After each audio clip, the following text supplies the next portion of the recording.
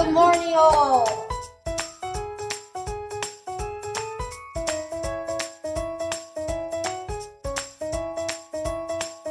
So today we are making cookies, and while you're making these cookies, you're going to knead the dough, right?